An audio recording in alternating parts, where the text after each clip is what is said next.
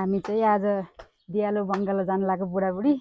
दियालो बङ्गाला चाहिँ आपटाडीमा भरतपुरमा रहेको राजदरबार है बाबा, राजदरबार महेन्द्रको मृत्यु भएको दरबार पनि त्यही हो है।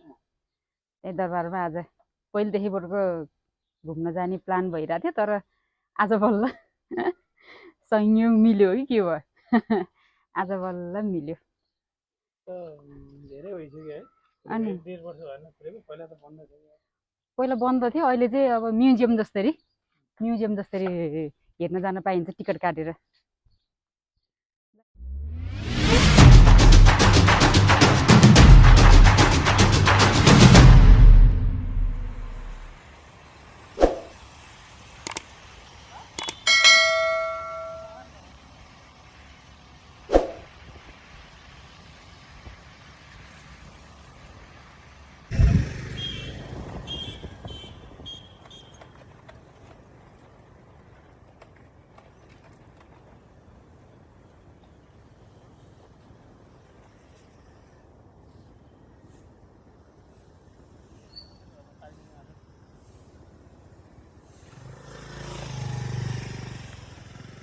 टिकट लिने चाहिँ कता हो?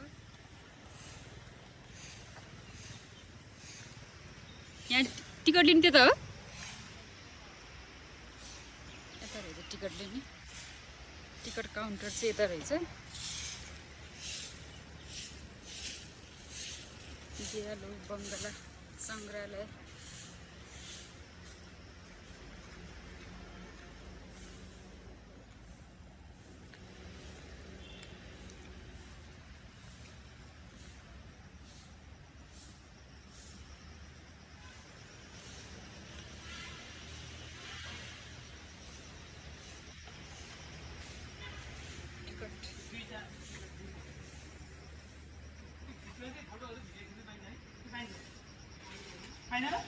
बाहिर बाहिर मात्रै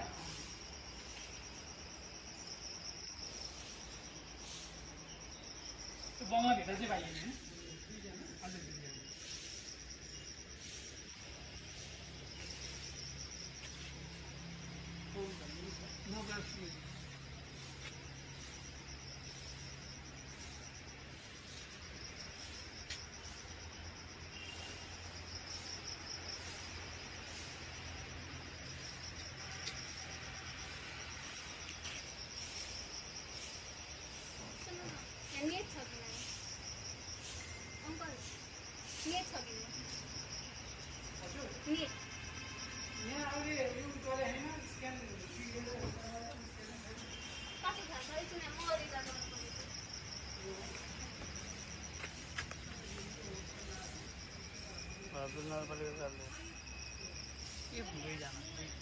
भरतपुर नगरपालिकाले बुझाउँदैछ। ए भरतपुर नगरपालिकाको संरक्षणमा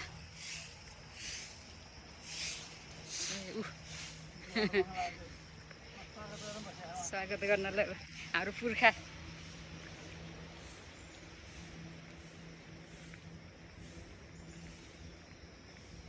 स्वागतको लागि हाम्रो पुर्खा यहाँ गेटमा बस्नुहुँदै। हाम्रो महेन्द्र राजा चितवन घुम्न आउनुभएको बेलामा यहाँ बस्ने गर्नुहुन्थ्यो। अनि उहाँको यस्तै घुम्ने क्रममा बाबा 2029 सालमा हो क्या यहीँ आएर मृत्यु भएको है राजा महेन्द्रको? 29 सालमा हो क्या?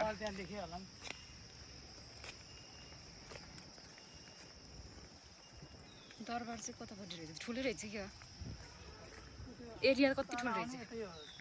अघि त्यहाँ आर्मीहरू बसेको ठाउँबाट नि है, त्यो गेटबाट र यो गेटबाट भेट्नु चाहिँ एकै ठाउँ जस्तो छ।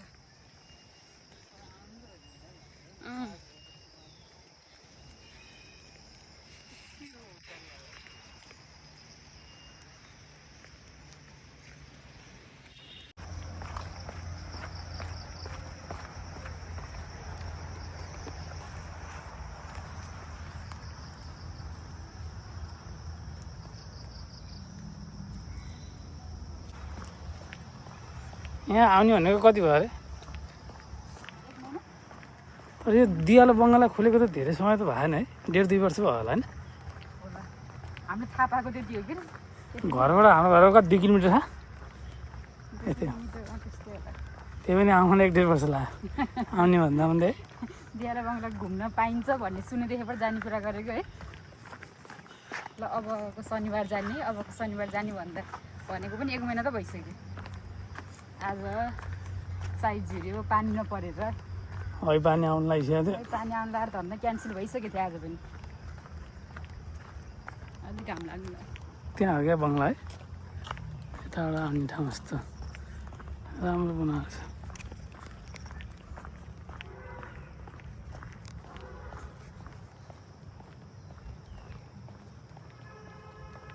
त्यहाँ त आगला निकाउने होइन,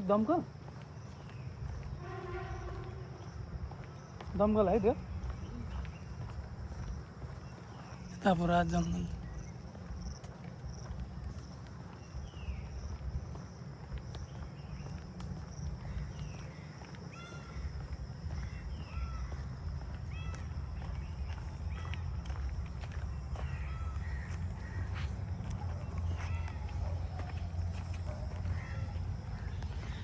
हिँड्दै थाक्यो क्या।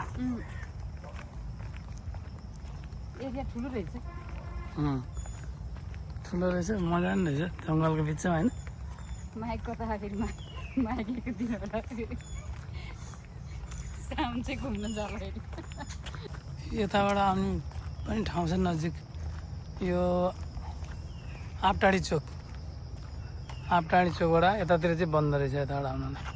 यताबाट बाटो बनाएको रहेछ है, यताबाट अब यता दियालो बङ्गला राम्रो छ, मजा आउने, सरसफाइ रमाइलो, म्युजियम जस्तो एकदम मजा आएको छ। म्युजियमै हो यो, त्यो जमाना हालेको बत्ती होला। कति सालमा बनेको के अहिले त्यहाँ लेखेको होला, त्यो अनुसारले कुराहरू होला। ओहो यता आर्मीको ब्याग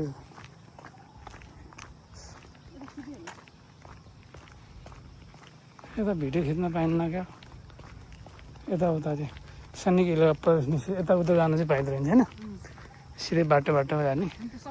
अगाडि बङ्गला अनि यताउता पनि जानु नजानु भने है, यहाँदेखि सैनिक इलाका यता पनि जानु पाइएन। बाटो मात्रै, बाटो पनि राम्रो छ।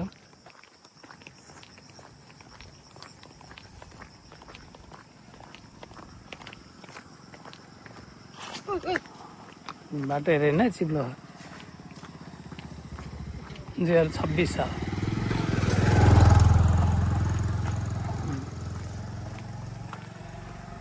दियालो बङ्गला 2026 साल 1970 बन्ने रहेछ। यो बनेको उता होला नि पनि 2026 1970 त्यतिखेर बनेको रहेछ। नेपाली डेट चाहिँ 2026, इङ्ग्लिस डेट चाहिँ 1970। 2026 मा अन्त भने जस्तो महेन्द्र राजा त 2033 सालमा हो जस्तो लाग्यो मलाई। सालमा हो कि 29 सालमा 29 सालमा जस्तो लाग्थ्यो। राजा महेन्द्र भेट्नु भएको। यता एकदम रमाइलो छ, गार्डनहरू छ। तल हेर्दै होइन चिप्लिँदैको अनि धन्दै लडीमा चिप्लेर बेहुला छ नि त। रमाइलो रहेछ है।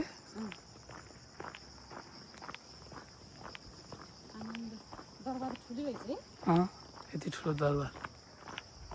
त्यो बेला बनेको दरबार पनि अहिलेसम्म भूकम्पले पनि नभत्किएको है।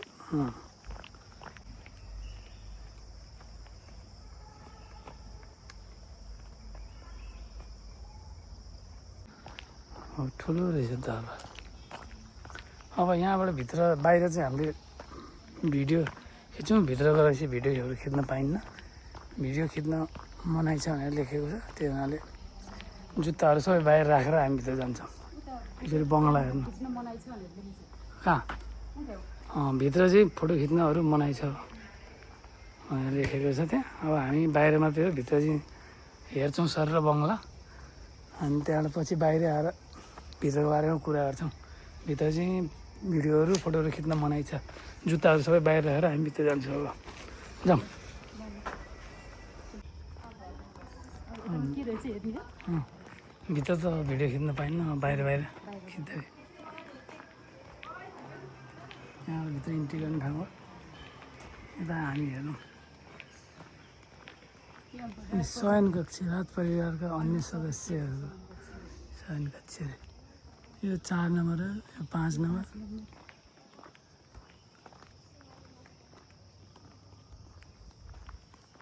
यता पछाडि यता पछाडि भाग हो।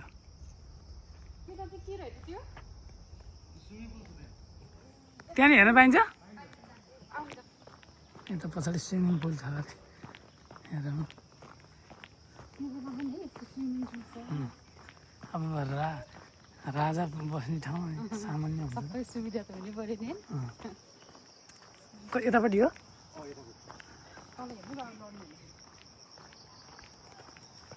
यता चाहिँ राज परिवार बस्दाखेरि स्विमिङ गर्ने ठाउँ। यो चाहिँ गाडी राख्ने ग्यारेज, गाडीहरू राख्ने ग्यारेज हो।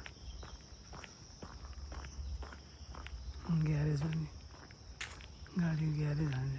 No speed. यो चाहिँ स्विमिङ पुल। यता आएर यहाँ गर्मी महिनामा अनि चिल हुनु पऱ्यो नि स्विमिङ गरेर। चितवन त गर्नुमा है। त्यो बेला यहाँ होटलहरू पनि नभएर नि होला कि, बस्ने ठाउँ पनि हुँदैन। अनि राजाहरू आउँदाखेरि त अब राजा, अब देशको राजा अनि सिकार खेल्न आउनेलाई बस्ने ठाउँ। फेरि आज आएर भोलि फर्किने होइन होला नि त, अलिकति समय त बस्ने होला। यो स्विमिङ पुल,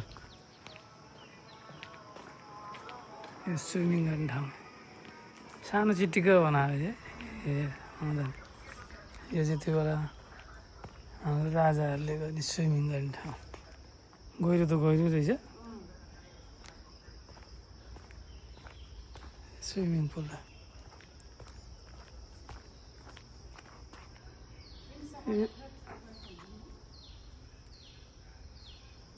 युज भइरहेन भने फोहोर हुन्छ अन्त।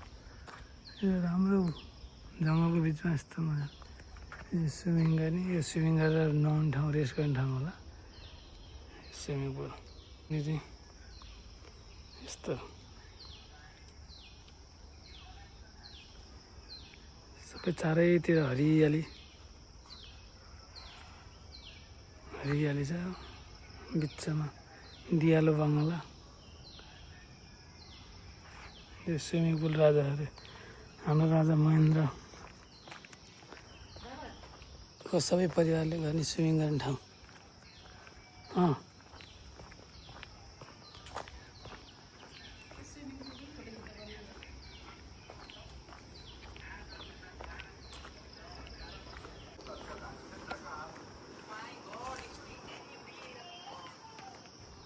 यो स्विमिङ पुलबाट देखिने दियालो बङ्गला थियो। यो ग्यारेज, गाडीहरू राख्ने ग्यारेज। यहाँ एरिया आनन्द। यस्तो गरिमा नि कति शीतल भएको है। ठुल्ठुलो रुखहरू छ, हरियाली, यस्तो आनन्द हो। त्यहाँ शौचालयहरू रहेछ।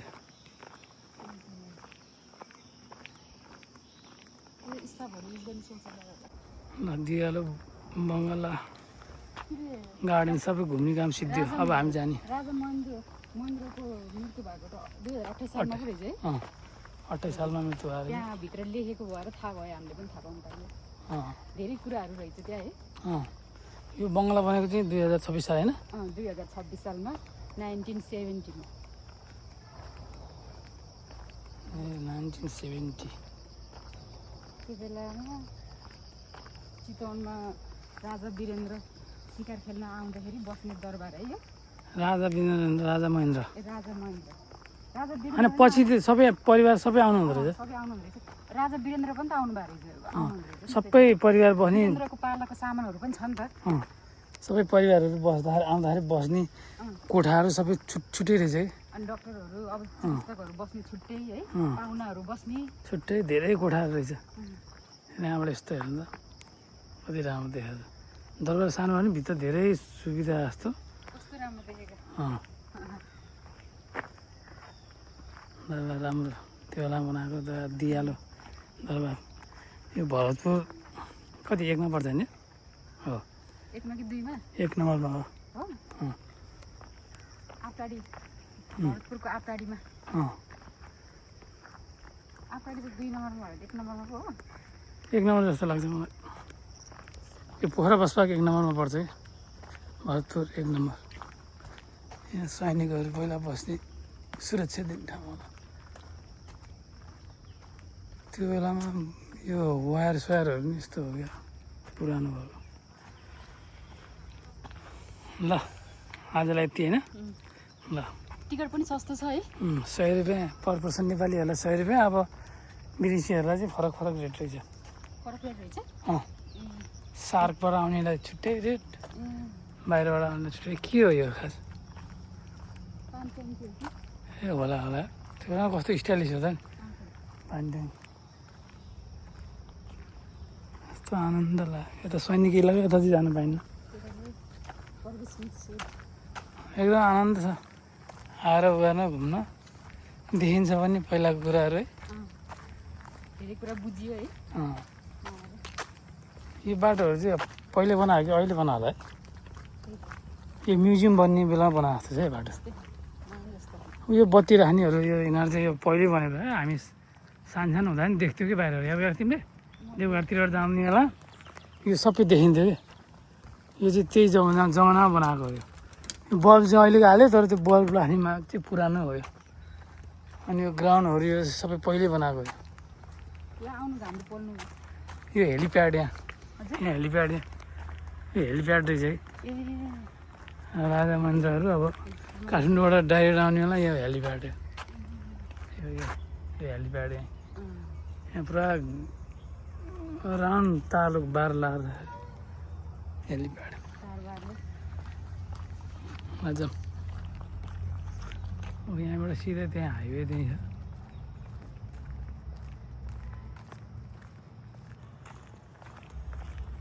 ल आजलाई अब आजको भ्लग यति नै आजको यो राजदरबारको भ्लग यति नै अब अर्को भ्लगमा भेटौँला बाई